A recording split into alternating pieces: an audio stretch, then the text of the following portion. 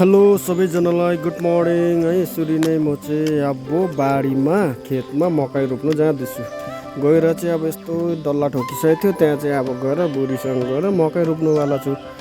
आम्माम डेङ खन्नु चाहिँ यस्तो साह्रो पर्छ कि घाममा। आम्माम डेङ खोलेर चाहिँ लास्टमा चाहिँ यसरी मल हाल्नुपर्छ हेर्नुहोस् है। यो मल पनि के भन्दाखेरि तपाईँको पोल्ट्रीको है, पोल्ट्रीको कुखुराको चाहिँ सुली हालेको। यो सुलीले चाहिँ राम्रो हुन्छ अरे मकै होइन।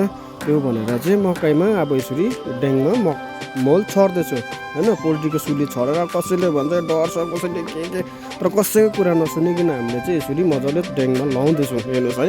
मजाले त्यसलाई पातला छर्नु पऱ्यो। त्यहाँदेखि चाहिँ मकैको बिउ लाउँदैछु। मकैको बिउ चाहिँ किन डर छ भनेर अलिकति ज्यादै लगाइदिँदैछु। अलिक बेसी अब दुई तिनवटा गर्दै बेसी नै लगाइराखिदिएको छु हेर्नुहोस् है। यो बिउ चाहिँ कतिवटा डर छ, कतिवटा अब सुलीले डर छ भन्छ, के भन्छ त्यसमा बेसी उयो हुन्छ भनेर, के भन्छ अब स्पिड बेसी हुन्छ त्यो सुलीमा भनेर चाहिँ डर छ भनेर हामीले बेसी नै लगाइदिँदैछौँ। कति डऱ्यो भने पनि एउटा उम्रिन्छ, एक दुईवटा त उम्रिन्छ।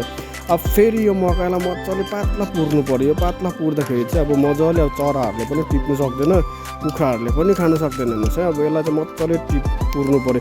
पुरेर चाहिँ मजाले ढुङ्गाहरू केलाउनु पर्छ। यसको माथिबाट चाहिँ ढुङ्गा केलाएर चाहिँ मजाले छोडिदिनुहोस्। त्यहाँदेखि चाहिँ यो मकै मजाले उम्रिन्छ हेर्नुहोस् है। यसलाई चाहिँ मजाले डल्ला सानो सानो मजाले फुटाएर मजाले छोपिदिनुपर्छ हेर्नुहोस् है। छोपेर चाहिँ मजाले उम्रिन्छ। भोलि गोड्ने हुन्छ, खाने बेला सबैलाई